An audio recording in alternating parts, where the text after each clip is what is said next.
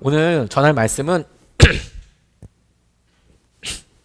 죄송합니다. 오늘 전할 말씀은 두 번 시리즈 설교예요. 갈라디아서 전체 주제가 나의 자랑 십자가이지만 오늘 그리고 다음번에 전할 말씀이 열매를 보면 알 수 있다라는 거예요. 열매로 드러난 결과를 보면 알 수 있다라는 주제를 가지고 오늘은 우리가 육체의 소망, 소욕, 욕심, 욕망을 따라서 살아가는지 인도하심을 따라서 살아가는지와 관련된 우리가 접근과 질문을 한다면 다음번은 성령님께서 우리 가운데 인도하실 때 일어나게 되는 성령의 열매를 통해서 하게 될 일들을 살펴보게 될 텐데 공교롭게도 한 4주 정도 가정에 관련된 예배 주제가 있기 때문에 조금 인터벌이 있겠습니다만 이어지는 설교라는 것을 염두에 두고 우리 같이 마음으로 질문해 보면 좋겠습니다. 우리 삶에 늘 경험하게 되지만 정말 중요한 질문 한 가지가 있습니다. 그게 뭐냐면 죄를 지으면서 신앙생활을 할 수 있을까 하는 질문입니다. 우리가 여전히 연약하고 우리의 반복된 습관과 어려움들이 있는데 그런데 우리가 하고 있는 믿음 생활은 건강하고 정상적인 것인가 하는 것이죠. 이 주제 자체가 우리를 불편하게 해요. 우리는 웬만하면 좀 계속되는 여러 일들에서 특별하게 이렇게 마음에 부담이 되거나 이런 일들을 그렇게 많이 선호하지는 않는 것 같습니다. 근데 실제 우리가 믿음 생활하면서 고민하고 있는 일들은 믿음 생활을 부부가 같이 하지만 실제로 부부 싸움도 있고 어려운 일들도 있고 사업의 실패도 있고 실패하면서 나를 속이려는 사람과 심지어 나도 인정하긴 싫지만 그렇게 하려는 여러 경향들이 있고 근데 그런 모든 일들을 우리가 믿음 생활을 하고 있다는 거예요. 예수님을 믿고 있다는 거예요. 그런데 우리 삶이 죄의 영역들과 변두리에서 별로 많이 떨어져 있는 것이 아니라 오히려 한가운데 있다고 생각될 때가 있는 것이죠. 이것이 오늘 고민의 주제입니다. 그게 무엇을 의미하는가 하는 것이죠. 우리가 여전히 믿음 생활을 하지만 변하지 않는 우리 삶이 분노와 우리 자아의 생각대로 나아가고 있는 여러 삶이 의미하는 바가 무엇이고 그것을 통해서 우리가 알게 되는 것은 무엇이냐라는 질문에서부터 시작하면 좋겠다고 싶어요. 왜? 의외로 많은 분들이 저와 여러분들이 많은 시간과 많은 경우에 여전히 죄를 지으면서 살아간다는 점에서부터 시작하고 싶기 때문입니다. 더 이상 우리의 믿음이 우리의 삶을 이끌어가지 못한다라고 느껴지는 점 우리가 스스로 그런 일들 자각하기가 쉽지가 않거든요. 그러니까 우리가 어떤 계기나 사건이 아니면 심각하게 우리가 이게 죄일지 아닐지 모르는 여러 일들과 심지어 우리가 이게 죄라고 생각하지만 그렇게 심한 죄가 아니거나 다른 사람들도 다 한다는 그런 생각으로 이렇게 얼렁뚱땅 넘어가고 있는 것들이 우리를 무뎌지게 할 뿐만 아니라 우리가 하고 있는 일을 제대로 보지 못하도록 자각하지 못하도록 하는 경우들이 많이 있습니다. 저는 그 이유가 오늘 본문에 아주 재미있고 명확하게 설명되어 있다고 싶어요. 그게 뭐냐면 율법대로는 살아가지만 그러니까 우리가 정해져 있는 우리가 생각하는 믿음 생활의 어떤 법규와 질서와 이런 상황들을 지켜는 나가지만 마치 당시 예수님 당시 혹은 바울 당시에 살았던 유대 사람들이 이스라엘 종교 지도자들이 그들이 했던 여러 일들을 하면서도 동료 사람들을 미워하거나 혹은 초대교회 사람들을 잡아서 가두려고 하거나 심지어 예수님을 죽이려고 했던 것처럼 그들이 종교 생활, 그러니까 율법을 지키면서 살았거든요. 그래서 그런 율법 생활을 하고 있다라는 행동 뒤에 습관과 전통 뒤에 은근 자기를 뒤에 숨겨 놓으면 여전히 우리가 율법대로 산다라는 것에 숨어서 죄를 지으면서 살아갈 수 있는 거예요. 이렇게도 우리가 적용을 해볼 수 있죠. 지금 우리에게 여전히 우리는 싸우면서도 예배를 드릴 수가 있고 여전히 우리는 우리 삶에 해결되지 않은 죄가 있으면서도 만나면서 교제하고 얘기할 수 있다라는 거예요. 주님이 이런 상황을 설명하시기 위한 통찰 중에 하나가 우리에게 계속해서 성경에 말씀하시는 새로운 통찰 중에 하나가 뭐냐면 관계입니다. 관계. 율법만이 아니라 주님께서는 율법의 조항과 그 조항의 의미를 설명하실 때 그것이 우리에게 풍성하게 다가오시기 위해서 지속적으로 설명하고 계시는 것이 관계예요. 그래서 구약에는 하나님과 우리 사이의 관계를 아버지와 아들이라고 이야기하기도 하고 종이라고도 이야기하기도 하고 주인과 종이라고도 이야기하고 관계를 중심으로 설명을 합니다. 신약에서는 예수님은 부부라고도 설명을 하시고 관계로 설명을 하세요. 그래서 율법이 얘기하고 있는 조항에 관계라는 것을 이렇게 적용해 보면 그러면 그 일을 하느냐 안 하느냐보다 왜 하느냐, 어떻게 하느냐, 어떤 의미냐가 정말 더 중요해지는 것이죠. 밥을 우리가 식당 가서 당연히 돈 내서 밥을 먹은 걸 먹죠. 그것을. 그건 당연하다고 생각을 하죠. 관계라는 게 들어가게 되면 사랑하는 아내가 나를 위해서 식사를 준비해주고 그 식사를 우리가 함께 먹는다는 행동이 식당에 가서 내가 10,000원짜리 뭐를 먹고 느끼는 것과 똑같지 않다는 거예요. 준비하는 것과 먹는 것도 의미가 다르다라는 거죠. 우리는 어떤 행위에 맞춰서 우리의 믿음 생활을 스스로 척도를 하고 나는 그 정도 믿음 생활을 하고 있다라고 생각하지만 본문 말씀은 정면으로 그것에 대해서 질문한다고 싶어요. 그래서 그것에 대해서 우리가 질문해 볼 때 첫 번째로 우리 같이 붙잡고 질문해 보고 묵상해 보고 싶은 것은 무엇이냐면 율법 아래에 있으면서 여전히 율법의 욕망을 따라 살 수 있다라는 점을 우리가 먼저 인식하고 고백하고 인정하고 시작하면 좋겠어요. 율법 아래에 있으면서 여전히 육체의 욕망을 따라 살 수 있다. 우리가 살기도 한다. 라는 겁니다. 18절서부터 21절까지 말씀을 보면 이렇게 증거하고 있습니다. 그런데 여러분이 성령의 인도하심을 따라 살아가면 율법 아래에 있는 것이 아닙니다. 육체의 행실은 환히 드러난 것들입니다. 곧 음행과 더러움과 방탕과 우상숭배와 마술과 원수매줌과 다툼과 시기와 분냄과 분쟁과 분열과 파당과 질투와 술 취함과 흥청망청 먹고 마시는 노름과 그와 같은 것들입니다. 내가 전에도 여러분에게 경고하였지만 이제 또다시 경고합니다. 이런 짓을 하는 사람들은 하나님의 나라를 상속받지 못할 것입니다. 고 이야기하고 있는 내용에서 18절 말씀을 다시 한번 보면 육체의 욕망을 따라 사는 삶과 성령을 따라서 사는 삶을 비교하며 설명하고 있는 이 말씀에 18절 말씀이 이렇게 나와 있어요. 여러분이 성령의 인도하심을 따라 살아가면 율법 아래에 있는 것이 아닙니다. 라고 이야기하면서 19절서부터 육체를 따라서 살아가는 삶, 육체의 행실에 나타나는 열매들이 이렇다라고 이야기하고 있는 거예요. 그러니까 여러분 성령의 인도하심과 육체의 욕망을 따라서 사는 삶을 비교하면서 설명하면서 성령에 따라서 인도하는 삶은 율법 아래에 있는 것이 아닙니다. 그리고 육체의 욕망을 따라서 사는 삶은 뒤에 나오는 여러 일들을 이제 이야기하잖아요. 이걸 고쳐서 질문하면 이렇게 할 수 있는 거예요.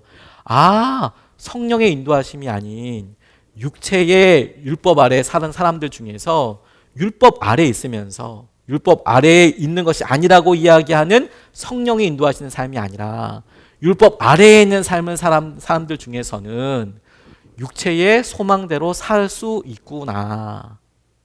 그 뒤에 숨을 수 있구나.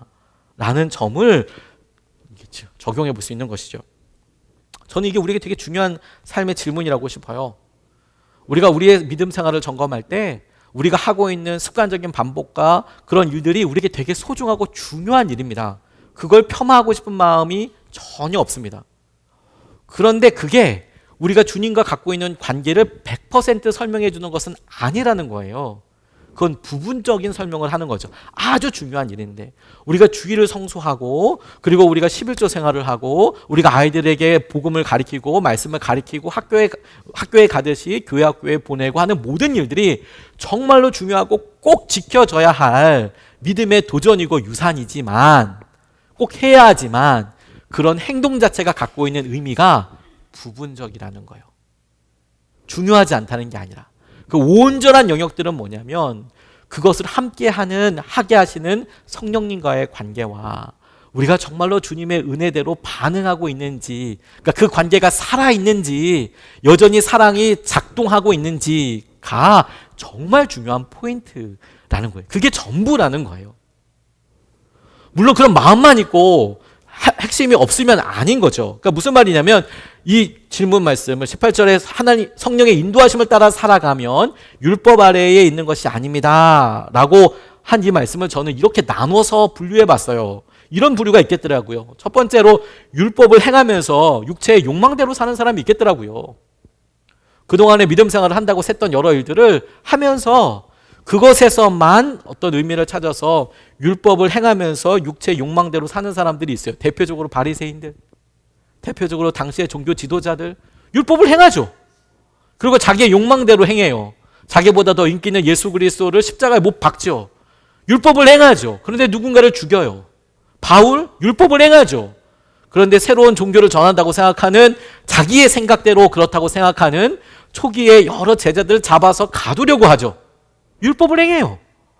그런데 여전히 우리의 삶에 사람들을 미워하거나 악한 일을 하거나 하는 일에 우리는 여전히 특화되어 있을 만큼 그렇게 살아가는 사람들이 있죠. 그래서 율법을 행하면서 육체의 욕망대로 사는 사람들이 있어요. 또 율법을 행하면서 육체의 욕망대로 살지 않는 사람도 당연히 있겠네요. 주님께서 하실 여러 말씀을 마음으로 지켜가려고 하는 사람들도 당연히 있겠네요. 또 이런 부류도 있을 거예요. 율법을 행하지 않으면서 욕망대로 사는 사람. 나는 주님의 말씀이나 전통이나 이런 거 전혀 관심도 없고 나는 내 마음대로 내가 이끌리는 대로 나의 욕망대로 살 거야. 이런 사람도 당연히 있겠죠. 구원의 선 바깥에 있는 사람들. 뿐만 아니라 율법을 행하지 않으면서 욕망대로 살지 않는 사람들도 있어요. 도덕적인 기준과 자기의 어떤 삶의 어떤 높은 어떤 스스로를 바라보는 그런 여러 약속들을 가지고 그런 삶을 유지하는 사람들이 왜 없겠습니까? 사회적으로 존경받는 사람들이 당연히 있겠죠.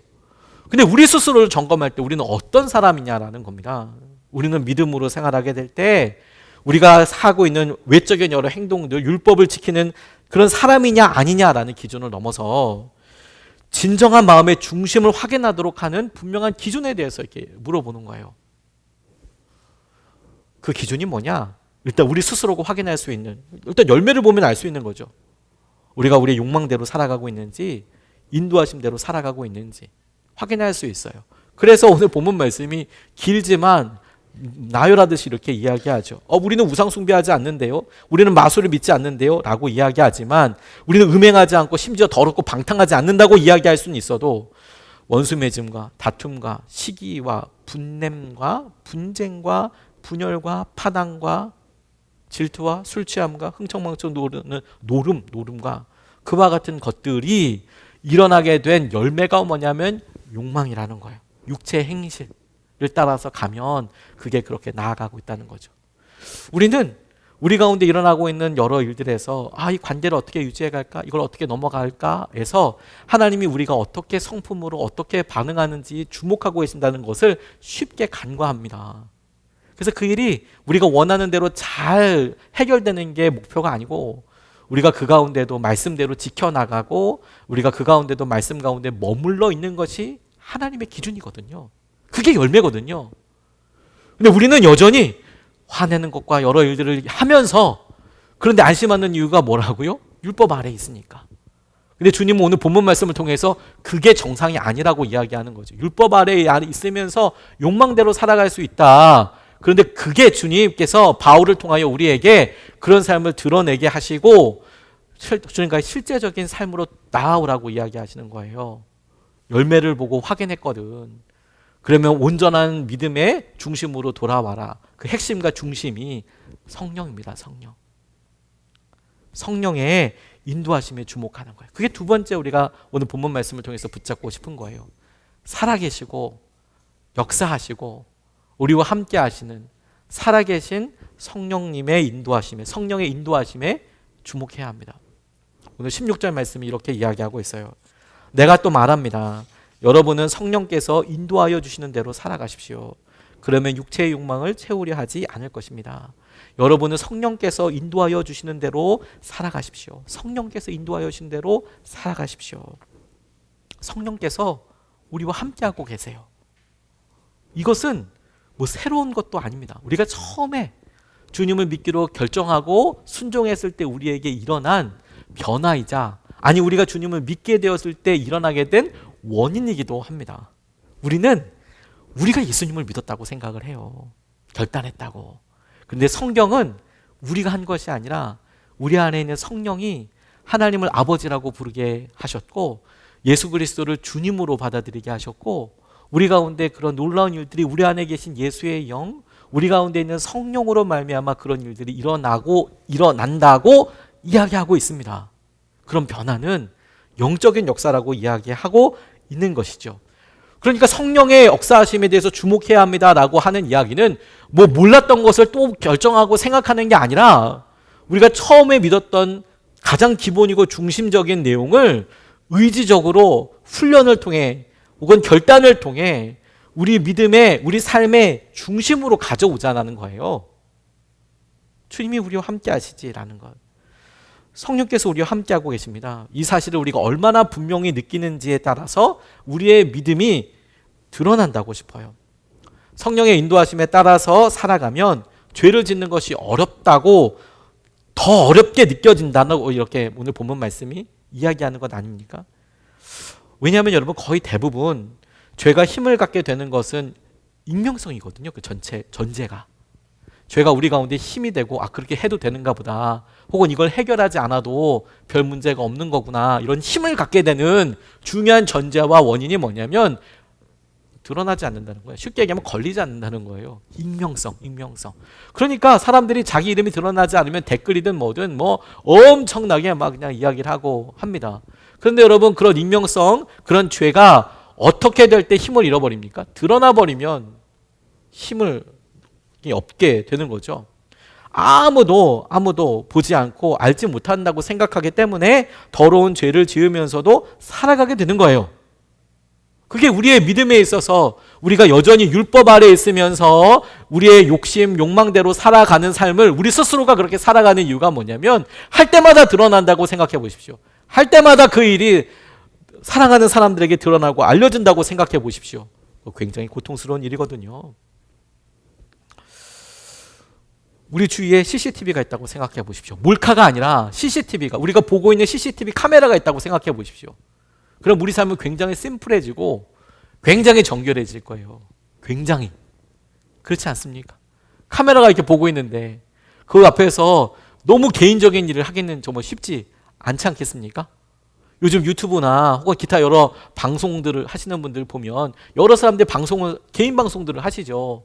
근데 실수하는 내용들 보면 그냥 습관대로 형 나와서 이렇게 하게 되는 일들이 사람들한테 뭐 웃음거리가 되기도 하고 이게 안 없어지잖아요, 또. 그러다 보니까 사람들이 굉장히 조심하죠. 그러니까 우리의 삶이 그렇다라고 생각한다면 그러면 이건 뭐 몰카의 느낌이 아니라 그런 삶을 사는 거구나라고 생각한다면 우리가 은밀하게 지을 수 있는 것들은 거의 대부분 정리가 될 거예요. 거의 대부분. 어떻게 그 일을 하고 볼 수 있겠습니까? 그런데 여러분 우리 생활이 굉장히 단순하면서 명확해질 텐데 회개가 그런 드러내는 일이고 성령의 강력한 역사 가운데 하나라는 점이에요. 우리 가운데 일하시는 살아계신 성령의 인도하심에 주목하십시오라고 이야기할 때 성령께서 무엇을 하시나라고 생각해 보면 우리가 스스로 하고 있는 일이 옳은 일인가 아닌가? 이걸 하나님께서 기뻐하시나? 혹은 이것이 의미 있나? 혹은 이것이 우리 자녀들에게 어떤 영적인 유산이 될 것인가? 우리가 믿고 있는 이 일이 우리가 아버지 때 우리 육신의 아버지 부모님 때로부터 내려온 여러 믿음과 비추어서 얼마나 가치 있는 일인가? 스스로 생각해보고 스스로 결정하게 될 텐데 그런 일들 중에서 주님께서 하시는 여러 일들이 우리 마음속에 여전히 있어요. 이건 아니야. 이런 사실을 우리 부모님이 알게 된다면 너무 힘들어하실 거야. 아니 우리 자녀들이 나중에 안다면 알게 될 거야. 하지만 우리가 그럼에도 불구하고 그것을 알면서도 우리가 제대로 주목하거나 반응하고 있지 않았기 때문에 비교적 쉽게 넘어가죠. 1903년에 원산의 기도와 성경 공부 모임에서 하디 목사님이 하셨던 일들이 우리나라 대부흥에 있어서 참 중요한 의미 있는 일로 이어지게 드러납니다. 선교 활동을 오랫동안 펼쳤는데 별 성과가 없었어요. 그도 그럴 것이 당시에 뭐 인천, 서울 이런 지역들은 굉장히 많은 선교사님도 있었고 뭐 부산이나 이런 곳에도 선교사님들이 많이 계셨지만 강원도 이런 쪽은 길 자체도 별로 없었습니다. 산과 뭐 이런 거 넘었었을 때 산 넘고 물 건너 바다까지는 아니지만 아무튼 할 걸 다 건너서 갈 수 있는 굉장히 시간이 많이 걸리는 곳이었어요. 그러니까 선교사님들 거기 한번 가기 너무 힘들었죠.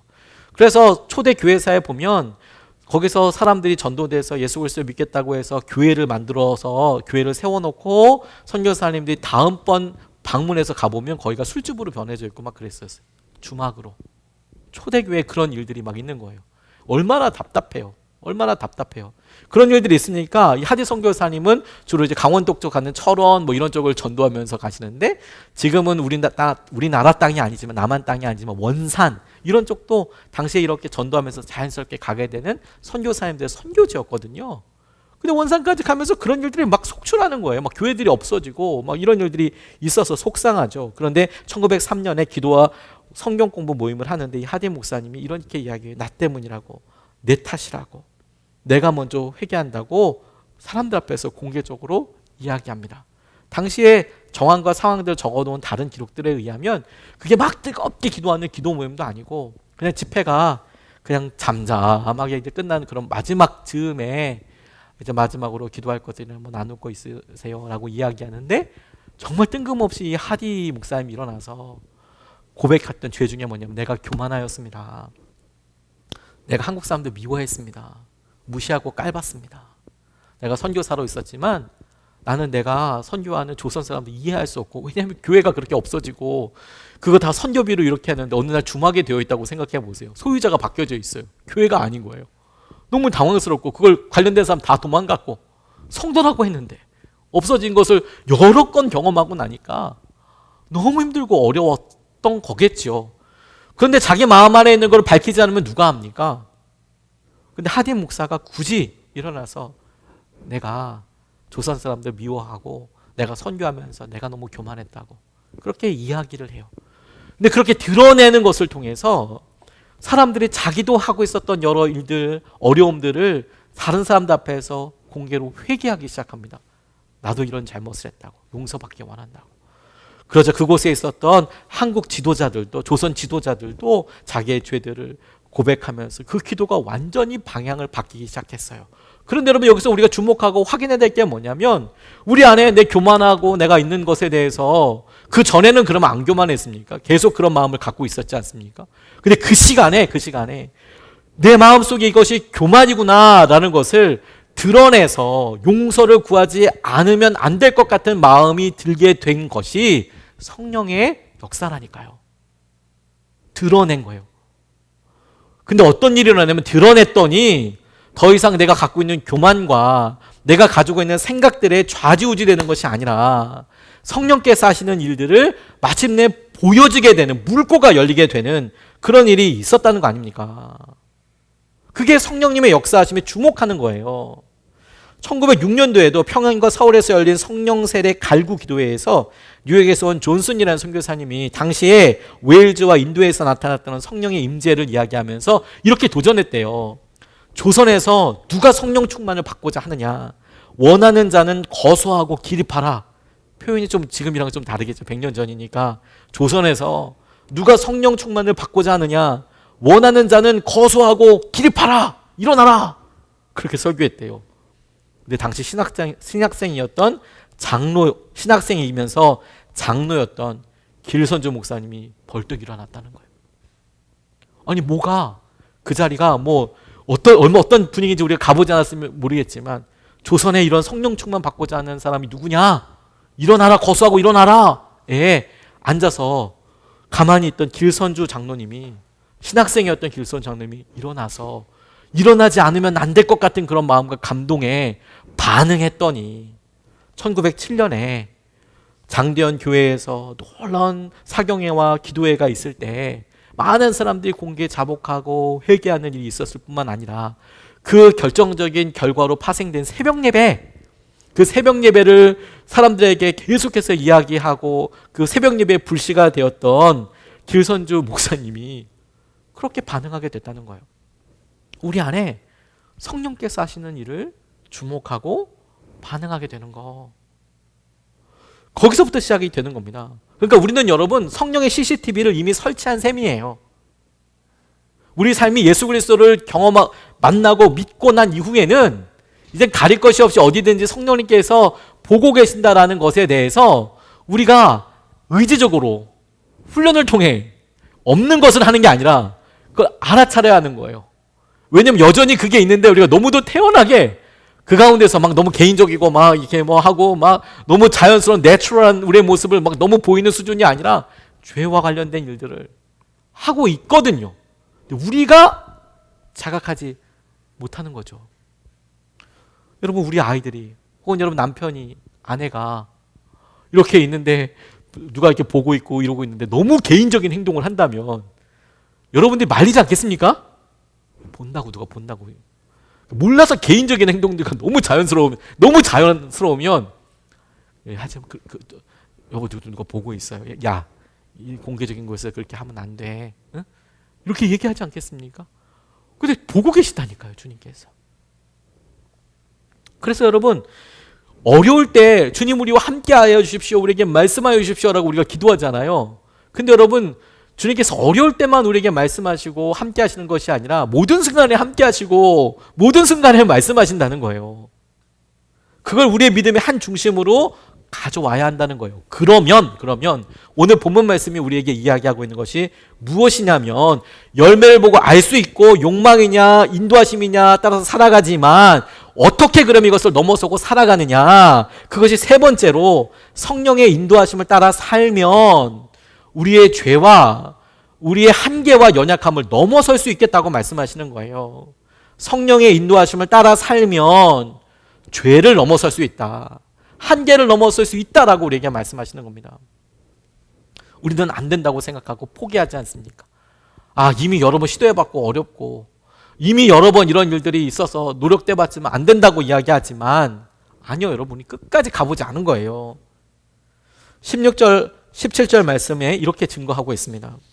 내가 또 말합니다. 여러분은 성령께서 인도하여 주시는 대로 살아가십시오.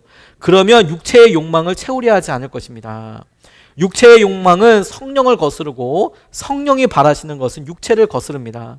이 둘이 서로 적대 관계에 있으므로 여러분은 자기가 원하는 일을 할 수 없게 됩니다 라고 이야기합니다. 성령의 인도하여 주신 대로 살아가십시오.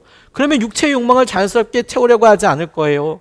육체의 욕망을 거스르고, 육체의 욕망이 성령을 거스리고, 성령께서 하시는 여러 일들이 육체의 욕망대로 살아가는 일에 대해서 계속 서로가 부딪히는 거죠. 그렇게 살면 안 된다고 이야기하고 하시고, 우리가 그때마다 의식적으로 성령의 인도하심에 따라서 순종만 하면 나아가면, 지금서부터 죽을 때까지 순종하는 게 아니라 그 순간을 순종하면 그 다음에는 순종하기 더 쉽고 더 쉬워져서 마침내 우리를 누르고 있는 죄의 굴레와 한계와 해결할 수 없는 일들로부터 넘어서게 될 거라고 이야기하는 거예요. 그런데 여러분, 여기에 처음에 모두에서 질문했던 것과 이어지고 굉장히 중요한 질문을 우리가 꼭 대답해야 합니다. 처음에 했던 질문이 뭐냐면, 율법 아래 있으면서, 다시 말해서 우리가 믿음 생활을 한다고 생각하면서 우리가 갖고 있는 여러 행동들을 하면서 우리가 여전히 죄를 지을 수 있습니까? 육체의 소욕과 정욕대로 살 수 있습니까? 질문하고 나니까 우리의 모습이 드러나죠. 그럴 수 있겠구나, 그렇구나 라고 질문이 됐다면, 여러분 이 질문에 여러분 마음으로 한번 대답해 보십시오. 그러면 여러분, 우리는 정말 육체의 욕망을 넘어서고 싶은 겁니까? 우리는 정말 죄의 굴레를 극복하고 싶은 겁니까? 우리는 정말 우리가 처해져 있는 이런 한계 상황들에 말씀대로 살아가고 싶은 겁니까? 그러니까 살아가야 된다 아니다가 아니라 그러고 싶은가를 물어보고 싶은 거예요. 정말 그러고 싶으냐? 아니면 우리는 지금이 더 좋습니다. 지금 딱 좋아요. 지금 딱 좋아요. 딱 좋아요. 지금이. 그럴 거냐? 근데 여러분, 여기에 자신의 한계와 삶의 허망함을 경험해 본 사람은 이 말을 잘 알아들어요. 그게 무슨 말이냐면, 정말 바닥을 경험해 보고 삶의 정말 한계를 깊은 곳에서 무너지듯 경험해 본 사람은,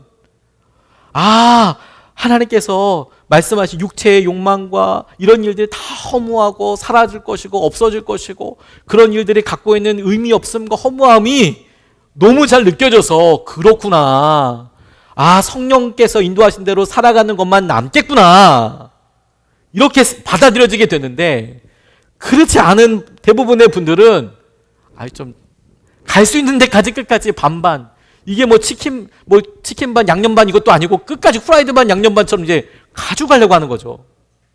그래서 삶의 결탁이 안 나요. 처음 말씀드렸던 율법 아래 있으면서 여전히 육체의 소망대로 욕망대로 살아가려고 해요. 이걸 변화시키려고 하고 싶은 마음이 없는 이유가 뭐냐면, 우리의 삶의 한계와 우리의 삶의 절대적인 무기력감 앞에 있어 보지 않았기 때문이에요. 여러분, 이런 경계선에 고민하고 계신 분들이 계시다면 모두가 경험할 수밖에 없는 한계인 사랑하는 이들이나 자신의 죽음을 떠올려 보십시오. 너무 과하지 않느냐라고 싶지만 이건 모두가 언젠가 아니라 언제 나도 경험할 수 있는 우리의 절대적인 한계이기 때문에 그렇습니다. 그래서 후회와 허망함을 마주하게 되거든요. 우리가 소중하다고 생각했던 일들이 모래 위에 성처럼 사라져버리는 것을 보게 될 수도 있어요. 하영록 목사님이라는 분이 메이크 뮤직이라는 분에서 이런 본인의 마음을 이렇게 토로해 놓으셨는데 되게 큰 은혜가 됐어요. 이분이 33살 때 도저히 고칠 수 없는 이분이 심장 이식 수술을 2번 하셨잖아요. 너무 커다란 육체의 이제 한계를 만나게 된 거예요. 입원을 하셨습니다. 병원에 있을 때 살아날 확률이 점점 줄어들고 있었어요. 33살이면 조금 조심스럽긴 하지만 청년이라고 얘기해도 좀 과하지 않지 않겠습니까? 33살이면 한참이잖아요. 근데 이분이 아버지가 목사님이신데 부산에 용호동이라는 곳이 있어요. 지금은 거기 뭐 아파트 좋은 게 많이 있지만 옛날에 나병 환자촌이었습니다. 거기서 목회하시던 분인데 정말 이렇게 고생하셨어요. 근데 여러 일들과 사정과 이렇게 있으면서 미국으로 온 가족이 가게 됐는데 거기서도 어렵게 목회하시고 그렇게 사셨어요. 근데 이분이 어렸을 때부터 아버지 못 믿고는 못 살겠다 이런 생각이 들었는지 도끼를 가지고 공부를 진짜 열심히 하시고 인정받는 삶을 사셨어요. 그래서 건축학을 전공하셨는데 이분이 미국에서 거의 탑 1, 뭐 제가 미국에서 건축학을 공부해보지 않았지만 아이비 리그라고 하는 유니버시티 오브 펜실베니아 거기에 건축학을 이제 전공하시고 나와서 아주 좋은 건축 회사에 들어가서 활동하다가 젊은 나이 20대 후반 30대 초반임에도 불구하고 중역까지 이제 올라가게 된 거예요. 막 초고속 성장을 하게 된 거죠. 성과와 이런 것들. 물론 그런 일을 하기 위해서 정말 젊음과 시간을 다 태워가면서 일했겠죠. 그렇게 일해서 됐는데 33살에 되는 어느 날 픽 쓰러졌는데 심장에 문제가 있다라는 이야기를 들은 거예요. 병원에 갔더니 처음에는 살 수 있는 확률이 50%라고 얘기하더래요. 그 다음에 40%, 그 다음에 20%, 나중에는 10%까지 떨어지고 퇴원을 못했어요. 일하다가 팍 쓰러져 갔어. 그러다가 어느 날 5개월쯤 지나고 나니까 주치의가 생존 확률이 없다고 이야기하더래요. 당신 생존 확률이 없다고. 이식 수술을 하지 않으면 생존 확률이 없는데 그나마 이식 수술이라는 게 여러분 어떤 분이 이렇게 안타깝게 삶의 마지막을 만나야 심장이 이렇게 나오는 거잖아요. 그러니까 이게 또 맞을지 안 맞을지도 몰라요. 그러니까 이게 뭐 어떻게 약속이 된 게 아니죠. 내일이라도 내가 원한다고 받는 게 아니지 않습니까? 그러니까 의사 선생님이 견디실 때까지 견디는데 이식 수술 아니면 100% 죽는데 근데 가망이 없어 보인다고. 의사도 약속할 수 없잖아요. 내일 심장이 온다고 어떻게 약속합니까? 그러니까 절망적인 말이 이식 수술 받기 바로 직전에 들은 말이래요. 살아날 확률이 0%라고. 그리고 이분 몸에 10개의 와이어와 튜브가 몸 곳곳에 꽂혀 있었대요. 10개나 되는 그 튜브나 와이어들이 사방에다 이제 꼽혀 있었던 거죠. 그리고 이분 이렇게 이야기해요. 나는 쉽게 숨을 쉴 수가 없었다. 화장실도 숨을 헐떡이며 겨우 가야 했다. 내 심장은 심박 급속증을 보이며 그러니까 막 부정맥처럼 막 이렇게 떴나 보죠. 빠른 속도로 뛰었으며 하루에도 한두 번 정도 죽을 고비를 넘겼다. 병원 안에 있는데도 하루에 한두 번 점점 나빠지니까 한두 번씩 정말 죽음을 마주하게 된 거죠. 그때마다 살려놓고 이렇게 한 겁니다. 근데 이분이 그 다음에 자기의 마음을 쓰기 시작해요. 이런 이야기가 나와요.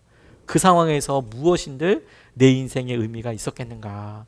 그동안 내가 이룬 모든 것은 아무 의미가 없었다. 벽에 걸려있는 대학교 졸업장도 의미가 없었다.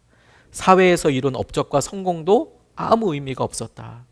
회사에서의 지위도 아무 의미가 없었다. 내 소유의 큰 집, 좋은 차, 멋진 휴가도 아무 의미가 없었다. 내가 알고 싶었던 단 한 가지는 뭐였을 것 같습니까, 여러분? 누가 내 자식들을 먹이고 돌볼 것인지에 대한 것이었다. 내가 알고 싶었던 딱 한 가지는 누가 내 자식들을 좀 먹을 건가 그 생각이 들었다는 거예요. 나는 3살과 4살인 두 딸을 바라보았다. 33살이니까 3살, 4살이었던 거예요. 누가 그들 돌볼 것인가? 누가 그들의 결혼식 때 손을 잡고 걸어가 줄 것인가? 누가 그들을 먹이고 살펴줄 것인가? 당시 아내는 직장이 없었다. 내 나이는 33살이었고 모아둔 돈도 없었다. 우리는 빚으로 살고 있었다. 여러분, 우리도 그렇지. 이분도 론 얻어서 대출 얻어가지고 큰 집 사고, 왜냐하면 중역이고 월급이 많았기 때문에 그렇게 빚 얻어서 막 다 산 거예요. 그런데 이제 아프니까 누가 돈을 벌어요? 없잖아요. 모아둔 돈도 없었어요. 우리는 빚으로 살고 있었다. 나는 누가 나의 딸들을 돌보고 먹일지 알고 싶었다. 단순히 밥을 굶느냐 아니냐의 문제가 아니었다. 아버지의 역할은 단순히 먹을 것을 주는 사람이 아니다. 자녀들의 모든 삶의 순간에 그 뒤에도 항상 기도해주고 응원해주는 사람이다.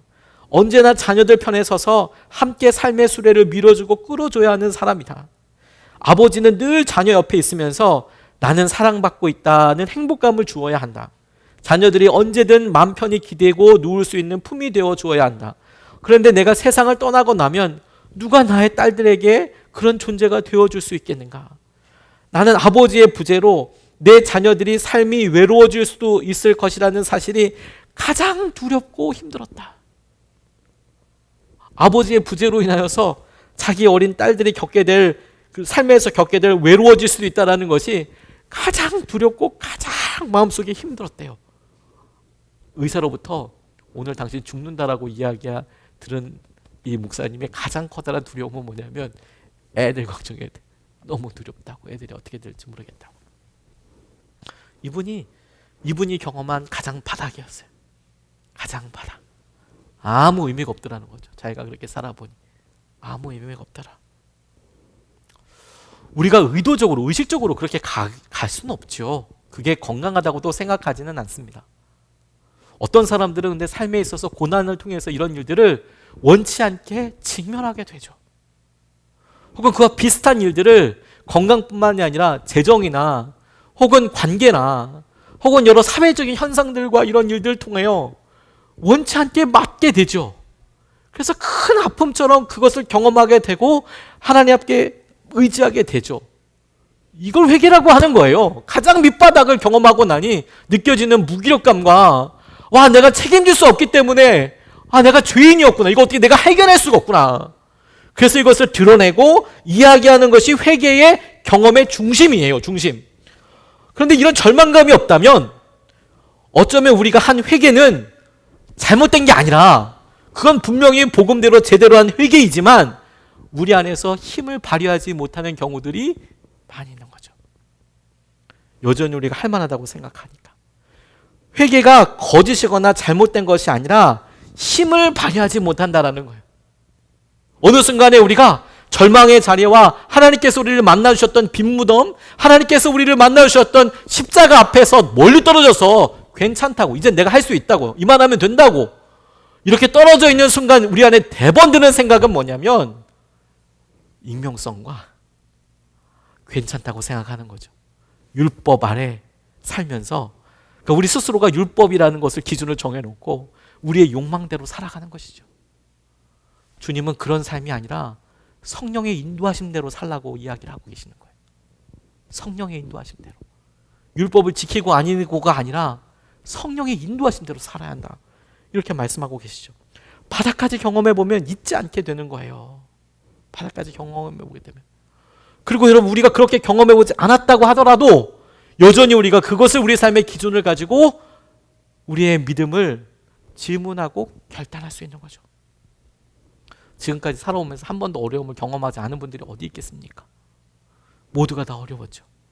근데 중요한 것은 그때도 하나님을 만날 수 있는 좋은 기회로 붙잡을 수 있었지만 우리 스스로가 어떻게든 이렇게 하다가 시간이 지나서 내가 잘나서 내가 내 능력으로 그걸 넘어왔다고 생각하고 있는 오해가 큰 오해인 거죠. 주님이 살려주시고 은혜를 더하여 주신 거잖아요. 제가 설교를 마무리하고 그러면서 계속 제 상황과 제 삶에 있어서 이 말씀을 적용해보고 통과시켜보고 질문해 보다가 주님께서 이런 생각 하나를 하게 해주셨어요. 해상 구조대원들 구조할 때 철칙이 있답니다. 해상 구조대원이 뭐 하는 사람들이냐면 뭐 바닷가나 혹은 수영장에도 있긴 한데 그 라이프 가드라고 이렇게 있긴 한데 주기 바다 요즘은 또 바다에 또 어려움이 많지 않습니까? 또 뭐 어떤 강에도 그런 데가 있기도 하더라고요. 유원지처럼 있는 데는.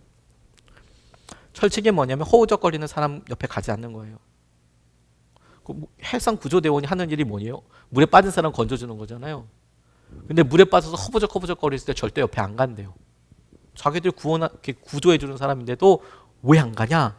그 이유가 중요해요.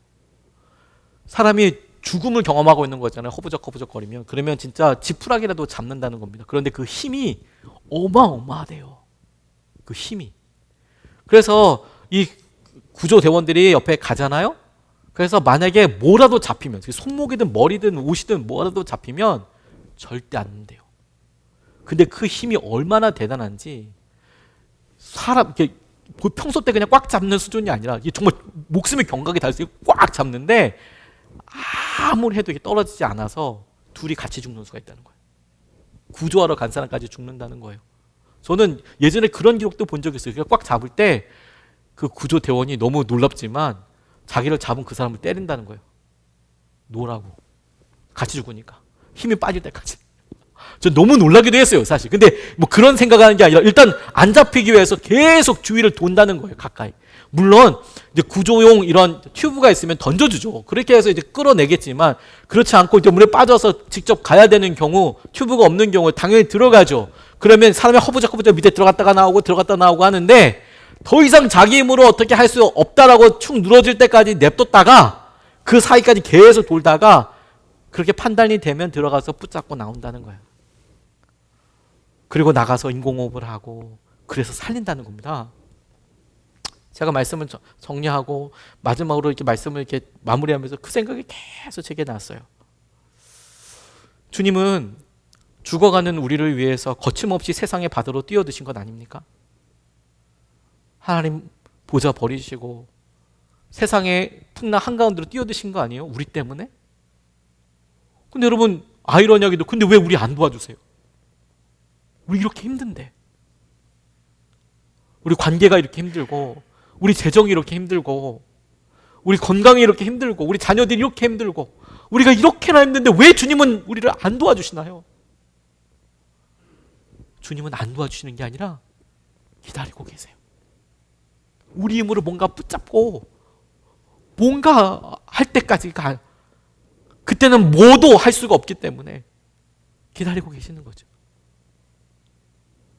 믿음이 의지적인 행동이라면 우리가 그렇게 죽을 때까지 가서 막 우리 스스로가 의식이 끊을 때까지 가는 것은 결코 지혜로운 행동이 아닙니다.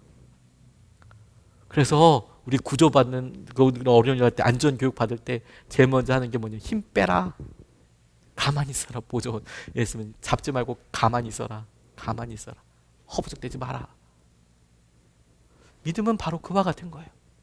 주님 내 뜻대로 하지 않고 성령의 인도하심대로 내가 한번 살아보겠습니다. 성령의 인도하심대로 내가 한번 붙잡아 보겠습니다. 성령께서 말씀하시는 대로 내가 한번 살아보겠습니다. 그게 내 삶의 결론이 되도록 해 보겠습니다. 육체의 욕망을 따라 사는 것에 분명한 한계가 느껴져요. 그런데 어떻게 해야 될지 모르겠다면 성령의 인도하심에 귀 기울이며 그분의 말씀을 따라 순종하면 넘어설 수 있어요. 성령의 인도하심이 우리를 육체의 욕망으로부터 멀어지게 합니다. 성령은 그렇게 하시겠다고 이야기를 하고 계시는 거잖아요.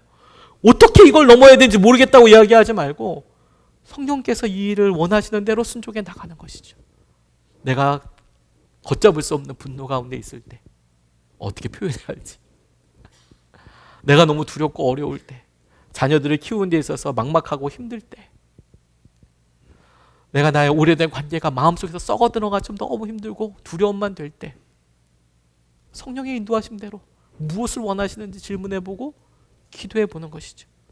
부모님을 위해서 계속 기도하고 의지하고 올려드리지만 속상하고 힘들고 낙담하게 된다면 기도하는 거죠. 성령님의 인도하심은 무엇인지.